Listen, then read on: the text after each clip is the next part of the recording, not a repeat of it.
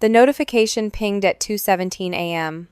I wasn't sleeping anyway. My insomnia had become a loyal companion since I'd started questioning the growing gaps in my husband's stories. The screen lit up my face in the darkness. Rowan's device has left designated area. Rowan had insisted on us downloading mutual tracking apps 6 months into our marriage. For safety, he'd claimed, eyes soft with manufactured concern. Remember how worried I was when you didn't answer for 3 hours during that conference? What I remembered was how he'd called the hotel 17 times, then my colleagues, then threatened to call the police. Now his glowing dot moved across town at 2:17 a.m. on a Tuesday. The same Tuesday he'd kissed my forehead and murmured about working late on the Henderson proposal. My thumb hovered over the call button, then stopped. Instead, I took a screenshot, dimmed my phone, and slipped out of bed. The hardwood floor chilled my bare feet as I crept to the window. Our driveway was empty. The car he claimed was in the office parking garage was gone. I returned to bed and closed my eyes, not sleeping but planning. Morning would come with his explanations, practiced, rational explanations that would make me question my own suspicions. The app must have glitched. I ran to the 24-hour pharmacy for antacids. You know how unreliable those tracking things are. When sunrise painted our bedroom walls amber, I was already showered and dressed. The coffee machine hummed as I heard his key in the door. I counted 5 seconds before his voice called out with calculated cheerfulness. "Morning, sweetheart, you're up early." I pushed a mug toward him, noticing the faint smudge of something on his collar. Not lipstick. Too obvious. Something subtler. Something that smelled like sandalwood and citrus. "Couldn't sleep," I replied, watching his face for micro-expressions. "How was the Henderson proposal?" "Brutal. Finished around midnight, crashed in the break room." He sipped his coffee, eyes flicking to my phone face down on the counter. "You didn't text." "Didn't want to disturb you." I smiled. "Your location showed you were at the office." He nodded too quickly. "Always working too hard for us." As he showered, I checked his jacket pockets, empty, meticulously so. Rowan wasn't careless. For 3 years, he'd tracked my location, checked my texts, reviewed my calls, all while claiming it was normal concern after his traumatic experience with his supposedly unfaithful ex. What I found instead were patterns. His car's mileage never matched his supposed destinations. Business dinners that extended hours beyond reasonable. The way he'd place his phone screen down or take calls in the backyard. The mysterious cash withdrawals that appeared nowhere in our shared expenses. Hey, if you're enjoying this story so far, hit that like button and subscribe to hear more stories of betrayal and revenge. Trust me, what happens next in this one will leave you speechless. Comment below if you've ever caught someone in a lie. I read all your comments. My name is Callista, and until 3 years ago, I believed in fairy tales. I was 27 when I met Rowan at my best friend's wedding. I was a bridesmaid. He was the charming stranger who rescued me after my heel broke during the reception. He seemed perfect, attentive, successful at his management job, and unlike the emotionally unavailable men I'd dated before. "You're different," he'd whispered during our third date, tracing my cheekbone with his thumb. "Most women today have too many secrets, but you're an open book." I took pride in that transparency then. We married 11 months later in a small ceremony that he mostly planned. "You deserve perfection," he insisted whenever I offered input that contradicted his vision. The tracking app appeared after I attended a conference and lost cell service for 3 hours in a basement workshop. I returned to 27 missed calls and a hotel lobby confrontation. "I thought something happened to you." His voice had cracked with what seemed like genuine fear. "I can't lose you like I lost Ariana." Ariana, the ex, who'd supposedly betrayed him with his former business partner. The heartbreak that left him with abandonment wounds. The cautionary tale that justified his escalating need for control. "The app is mutual," he'd assured me. "You can see where I am too. It's about trust." But trust became surveillance. My passcodes belonged to him. My emails remained open on shared devices. My friendships underwent his scrutiny, until only those he approved remained. "Becca seems flighty," he'd observe about my college roommate. "Jude talks about you strangely," he'd comment about my cousin. "Does Margot always drink that much?" He'd question about my childhood friend. One by one, my connections frayed until Rowan became my world, exactly as he'd planned. The morning after his midnight wandering, I made a decision while watching him prepare for work with practiced efficiency. His overnight bag was already packed for his business trip the following day. "I was thinking," I said casually, spreading jam on toast I wouldn't eat, "about our anniversary next month." His shoulders tensed nearly imperceptibly. "What about it?" 10 years together deserves something special. His expression softened as he recognized familiar territory. I'll handle everything. Don't worry. Actually, I countered gently, I'd like to plan it this time. Surprise flickered across his face before his features reassembled into benevolent amusement. You hate planning events. I want to try. For our 10th. He studied me briefly before shrugging. If it makes you happy, just run the details by me. That afternoon, while he believed I was at my pottery class tracked by the phone I left in my parked car, I visited a corner cafe 8 miles away. Using cash withdrawn in tiny increments over months, I purchased a disposable phone. My fingers trembled as I dialed the number I'd memorized from a glance at his call log weeks earlier, the foreign number that appeared regularly between 10 p.m. and midnight. A woman answered on the third ring. Her hello carried the musical lilt of an accent I couldn't place. Is this Ivy? I asked, recalling the name I'd seen flash on his screen once before he'd hurriedly declined the call. Silence stretched between us before she responded cautiously. Who's asking? Someone who thinks we might have something in common. I swallowed hard. Does the name Rowan mean anything to you? The sharp intake of breath told me everything. Who are you? Her voice had hardened. His wife. The silence that followed felt enormous. When she finally spoke, her words emerged flat and controlled. That's not possible. We've been together for 2 years. He's not married. My laugh sounded hollow even to my own ears. We celebrated our 7th anniversary last year. He's in Prague half the month, she countered. International sales. Rowan had never mentioned Prague. His supposed trips took him to Chicago, Philadelphia, Boston. Places within our borders, places that justified domestic flight itineraries I occasionally glimpsed. He's leaving tomorrow for a trip, I said slowly. Where does he tell you he's going? Home to visit his sick mother, she replied, voice catching. In Michigan. Rowan's mother had died before I met him. Cancer, he'd said. The tragedy that made him value honesty and transparency. Ivy, I said carefully, I think we've both been lied to, and I think there might be more of us. The conversation lasted 43 minutes. By its end, both our worlds had collapsed and reformed around a terrible new reality. Ivy, a translator he'd met during a conference, believed she was in an exclusive relationship with a widower who traveled for work. The trips to see me were trips to see his dying mother. The money he couldn't spend on her was supporting his mother's treatments.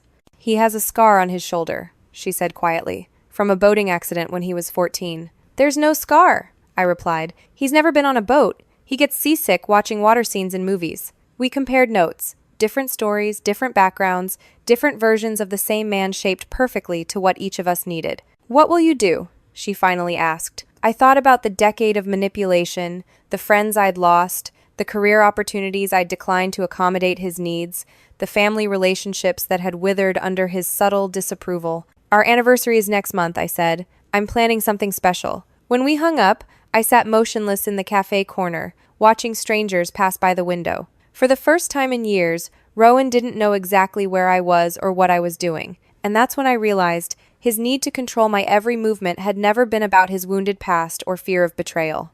It had always been about making sure I never had the time, space, or freedom to discover his betrayals. The disposable phone felt weighted with possibility in my hand. Our 10th anniversary was exactly 27 days away. More than enough time to plan the special evening Rowan truly deserved. That night, as Rowan slept beside me, I studied the familiar planes of his face. This man who monitored my grocery receipts had constructed elaborate alternate realities. This man who questioned 10-minute detours on my commute maintained relationships across continents. You're watching me sleep, he murmured, eyes still closed. Everything okay? Just thinking about our anniversary, I whispered truthfully. His lips curved upward. I'm looking forward to it. I bet he was. According to Ivy, he'd promised her a surprise weekend getaway immediately after our anniversary date. Efficient time management, celebrate a decade of marriage on Tuesday, fly to another woman by Thursday. The next morning, Rowan left for his Chicago conference, actually a rendezvous with Ivy in Prague, though neither of them knew I'd uncovered the truth. The moment his tracking dot reached the airport, I launched into action. First, I drove to a different county and purchased another disposable phone. Using details gathered from Ivy, I tracked down the hotel reservation Rowan had made under his business alias. When the hotel receptionist answered, I affected my most professional tone. This is Nadine from Executive Accounts. I need to verify some details about an upcoming reservation for our VP. The receptionist hesitated. I can't release guest information. Of course not. I just need to confirm the accommodation package selected for Mr. Rowan's stay next week. Our system shows a discrepancy between the Tower Suite and the Riverside Wing. The system shows Riverside Wing, corner room, 5 nights. Perfect. And the additional guest registrations? Just one additional name, Ivy. Excellent. And the champagne delivery is still scheduled for arrival? Yes, with the note as requested, to New Beginnings. My stomach twisted as I thanked her and ended the call. New beginnings, while still married to me. Working methodically, I used my newfound freedom to investigate the financial angles. Our prenuptial agreement, his insistence, ironically to protect me from his non-existent business debts, contained a fidelity clause. Multiple affairs would void certain protections, but gathering proof required delicacy. Rowan was too cautious for simple mistakes. The answer came from an unexpected source. When I called Ivy again to share what I'd learned, she offered something invaluable. "I know someone else," she said, voice tight with anger. "A woman named Lark. She contacted me 6 months ago, asking similar questions. I didn't believe her then. Did you stay in touch?" "No, but I saved her message. I thought I might need it if things went wrong." By that evening, I had connected with Lark, a graphic designer from Toronto who'd been seeing Rowan for nearly 4 years. Unlike Ivy and me, Lark had grown suspicious faster. "He's too perfect," she explained during our 3-way call. "No real person remembers every preference, anniversary, and inside joke without effort." I started testing him with false details, mentioning conversations we never had. He'd play along perfectly. "Why didn't you leave?" I asked. "The same reason you didn't," she replied simply. By the time I realized something was wrong, he'd already isolated me from everyone who would have supported me leaving. That night, Lark forwarded dozens of messages, photos, and travel itineraries. The man who claimed to be visiting dying relatives or attending conferences had been meticulously building parallel lives. "There's more," Ivy added hesitantly. "Last week, he mentioned someone named Eden. A 4th woman." My hands shook as I added another name to our growing list. For the next 3 days, while Rowan believed I was safely tracked at home, I conducted reconnaissance missions using my friend's vehicles. His deception had been so consuming that he never considered I might have maintained secret friendships, people I met during pottery classes or bookstore shifts whose existence I'd kept from him. "You want to borrow my car to spy on your husband?" My pottery teacher Juno had raised her eyebrows when I finally confided in her. "Not spy," I'd clarified. "Gather evidence." Evidence steadily accumulated. Bank statements from accounts I never knew existed. Passport stamps that contradicted business trips. Photos with different women in different cities. The man who scrutinized my every receipt maintained shadow finances that would impress a seasoned criminal. But the most shocking discovery came when Lark's tech-savvy brother gained access to Rowan's cloud storage. "Your husband has detailed files on all of you," he told us during a secure video call. "Not just messages and photos, actual profiles. Your preferences, weaknesses, insecurities, things that make you vulnerable to his manipulation." My file was the largest. A decade's worth of observations, exploited fears and strategies. Reading it felt like watching myself being dissected by a cold, calculating stranger. "He logs your menstrual cycle to know when you'll be more emotional and easier to manipulate," Lark's brother pointed out. "He tracks which compliments make you most likely to agree to his suggestions." The most chilling section contained contingency plans if I ever grew suspicious, including gaslighting scripts and prepared evidence to make me appear mentally unstable to friends and doctors. When Rowan returned from his business trip, I greeted him with practiced normalcy. The weight of my discoveries sat heavy in my chest as he presented me with a conference souvenir, a small glass paperweight identical to one Ivy described receiving months earlier. "You seem different," he remarked on his second evening home, studying me across our dinner table. "More present somehow."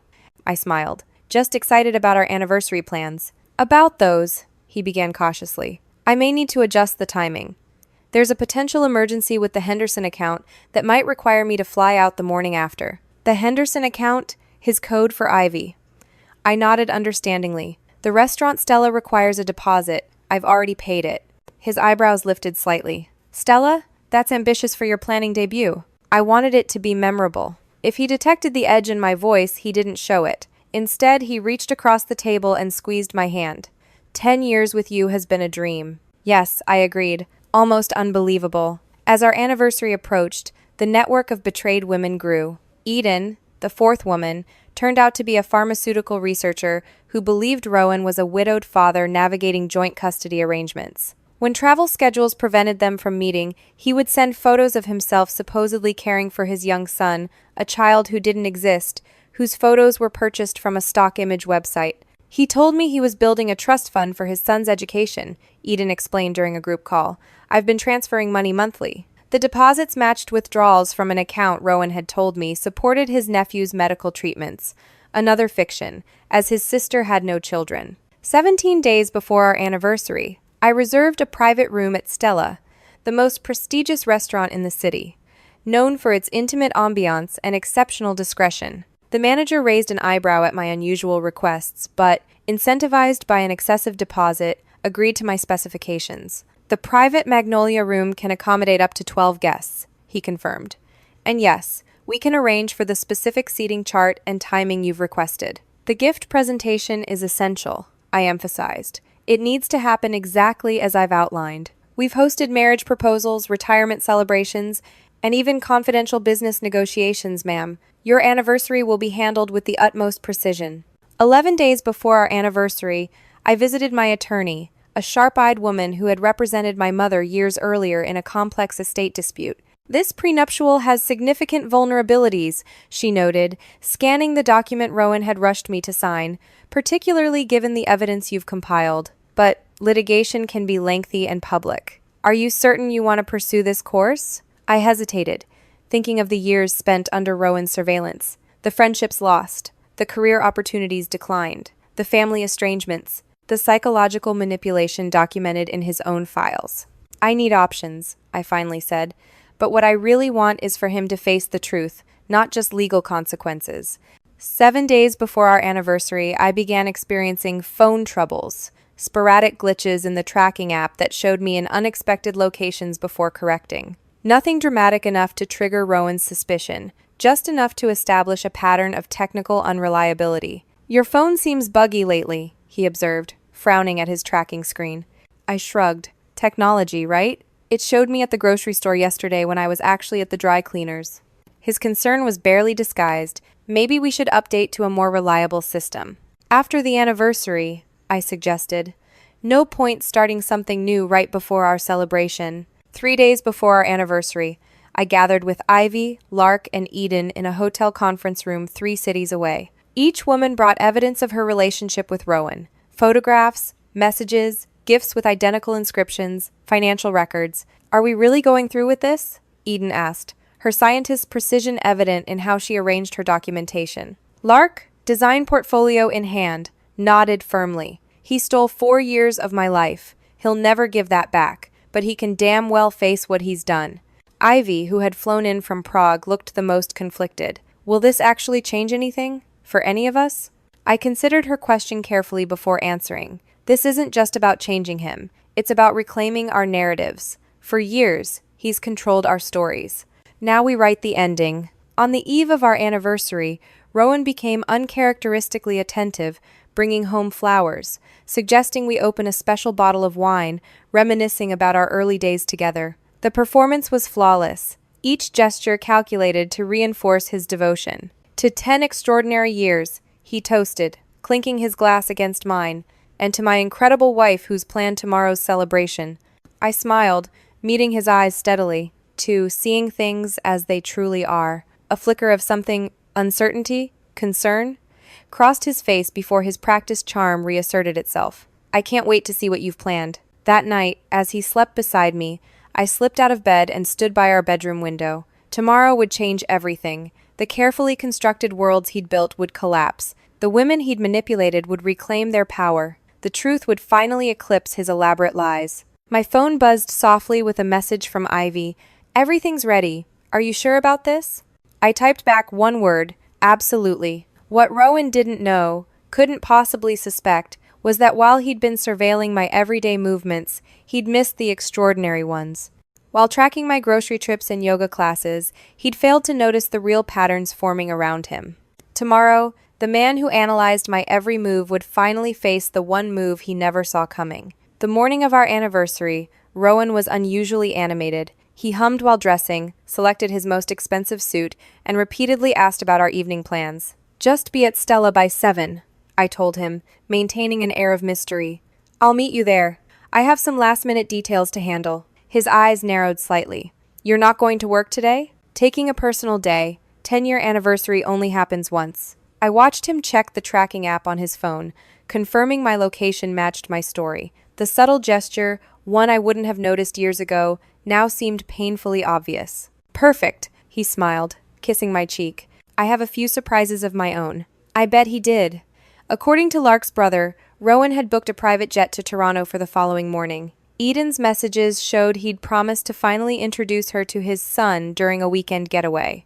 The elaborate choreography of his deceptions was almost impressive in its complexity. After he left for work, I began final preparations. My suitcases, packed for days, were moved to a storage locker. Important documents were already secured with my attorney. The anniversary gift, carefully assembled over weeks, waited in an elegant box. At 3 o'clock, my phone buzzed with a message from Ivy. We're all here. Room 712. I drove to the downtown hotel where my 3 counterparts had gathered. Walking into that hotel room felt surreal. 4 women connected by the same man, finally meeting face to face. Lark, tall with auburn hair, anxiously organized printouts on the desk. Eden, petite with scientist's precision, reviewed digital files on her laptop. Ivy, elegant in her practical traveling clothes, paced by the window. He sent 3 messages checking if I arrived safely from Prague, Ivy noted, showing her phone. He thinks I'm visiting my sister. Eden shook her head. He texted me about missing me and counting the hours until tomorrow. Ladies, Lark interrupted. Focus. We have less than 4 hours. We reviewed our plan once more, addressing contingencies and refining timing. The weight of what we were about to do settled heavily in the room. Any second thoughts? Eden asked quietly. I thought about the decade I'd spent under surveillance, the psychological ownership he'd claimed over my daily existence, the casual cruelty of his manipulations. None, I answered. At precisely 6:45 p.m., I entered Stella through the staff entrance as arranged with the manager. The Magnolia Room glowed with candles and discreet lighting. Each place setting gleamed with polished silver and crystal. In the adjacent service area, Ivy, Lark, and Eden waited with the maitre d', who had been generously compensated for his discretion. Your husband arrived early, the manager informed me. He's at the bar, quite impatient to begin the celebration. Perfect. Please seat him at the designated table and inform him I'll arrive momentarily. From my vantage point, I watched as Rowan was escorted to our table. He looked handsome, confident, utterly unaware of what awaited him. The maitre d' poured champagne, and Rowan checked his watch repeatedly. At 7:05, I entered the dining room. His face brightened immediately, his smile calculated to convey devoted husband welcoming beloved wife. You look stunning, he said, rising to kiss my cheek. This place is incredible. How did you manage a reservation? I tried to book it last year and couldn't get in. I can be persuasive when motivated, I replied, accepting the champagne he offered. His eyes gleamed with approval. You've outdone yourself. I'm impressed. The evening is just beginning. We made small talk through the appetizer course, him complimenting my planning skills, me nodding appreciatively. As the main course arrived, he reached across the table to take my hand. 10 years, he mused. Remember how we met? The broken heel at Terry's wedding? I remember everything, I said, meeting his gaze directly. I always have. Something in my tone made him pause, but the waiter's arrival with more wine provided distraction. When we were alone again, Rowan pulled a small velvet box from his jacket. I know you planned this evening, but I wanted to contribute something special. He opened the box to reveal a diamond bracelet, custom designed, like the one you admired in Aspen. We'd never been to Aspen. That was Lark's story. She described this exact bracelet during our preparation meeting. I accepted the gift with a measured smile. It's beautiful. Speaking of gifts, I signaled to the waiter, who brought forward an elegantly wrapped box. Rowan's eyes lit with genuine curiosity. What's this? Open it, I encouraged. I've put a lot of thought into it. He untied the ribbon carefully, lifting the lid. Inside lay a leather-bound album labeled A Decade of Us. His expression softened with apparent emotion. This is beautiful, Callista. Look through it, I urged. I've captured all our special memories. He opened to the first page, where our wedding photo was displayed alongside a handwritten note. His smile remained fixed as he turned to the second page, then froze. The page contained a photograph of him with Ivy in Prague, time-stamped during his supposed Chicago conference. My handwritten caption read, Business Trip 17. What is this? His voice had lost its warmth. Keep going, I suggested calmly. It gets more interesting. The color drained from his face as he turned pages. Each spread documented his double life with painstaking precision. Rowan with Lark in Toronto, captioned, Visiting Dying Uncle, 2019. Rowan with Eden at a concert, captioned, Emergency Client Meeting, 2021. Screenshots of contradictory messages sent to different women on the same days. His hands trembled slightly. This is some kind of joke. Is it? I reached for the champagne, refilling my glass. I thought you appreciated thorough documentation. You certainly kept detailed files on all of us. All of. He stopped, realization dawning in his eyes. You know, I continued conversationally. Your password protection was impressive, but Lark's brother is remarkably skilled. Those manipulation protocols you developed for each of us made fascinating reading. Rowan's face hardened, calculated charm replaced by cold assessment. Whatever you think you know. Table for 4, please, a woman's voice interrupted. Rowan turned toward the sound and visibly flinched. Ivy stood at the entrance to our private room, elegant in a black dress. Behind her, Lark and Eden waited silently. What's happening? His question emerged as a whisper. The anniversary celebration you deserve, I replied. Please, join us, I called to the women. As they approached our table, Rowan's composure crumbled. He glanced toward the exit, calculating an escape. I wouldn't, I advised. The manager has instructions. Besides, don't you want to explain to Eden about your non-existent son? Or tell Lark why you've been using her design skills to create false documents? Or perhaps inform Ivy why the Prague apartment she thought was your European base was actually rented with money stolen from my inheritance? The women seated themselves around our table. The waiter, following previous instructions, brought additional champagne without comment. Ladies, meet Rowan, I introduced. Devoted husband, passionate boyfriend, grieving widower, and dedicated father, all simultaneously. Rowan cleared his throat. This is inappropriate. Whatever misunderstandings. Show him, Lark interrupted. Eden opened her laptop and turned it toward him. On screen was a detailed spreadsheet tracking his movements across multiple relationships, cross-referenced with financial transactions, phone records, and travel documentation. 3 years of data, Eden explained clinically. Every discrepancy, every contradiction, every lie categorized and verified. We compared notes, Ivy added, her accent more pronounced with emotion. The identical gifts with identical inscriptions. The same romantic gestures on the same dates with different women. The same lies, Lark concluded.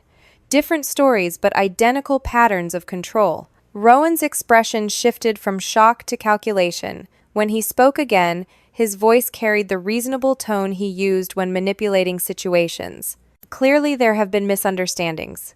If we could discuss this privately. Privacy, I interrupted, is a privilege you sacrificed when you monitored my every movement while maintaining multiple secret lives. I removed an envelope from my purse and placed it between us. This contains several things you'll find interesting. Divorce papers, citing the infidelity clause in our prenuptial agreement, financial forensics, documenting your misappropriation of my inheritance, and a written request that you vacate our home within 48 hours. His face darkened. You can't prove. Everything in that album has corresponding evidence already filed with my attorney, I assured him. The women you manipulated have provided sworn statements. Your own meticulous records of manipulation strategies have been submitted to the court. But legal consequences are just the beginning. I nodded toward the restaurant entrance. The maitre d' opened the doors to reveal a gathering of familiar faces. Rowan's business associates, several clients, his sister from Boston, his closest friends.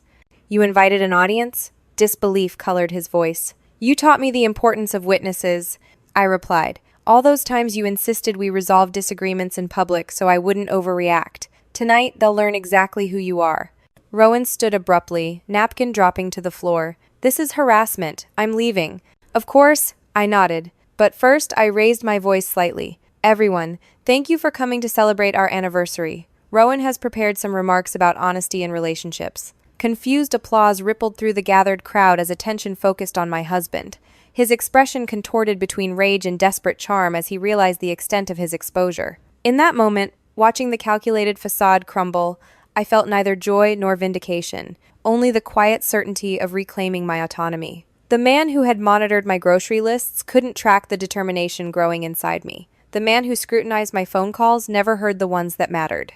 The fallout was swift and comprehensive. By morning, Rowan's carefully constructed reputation lay in ruins.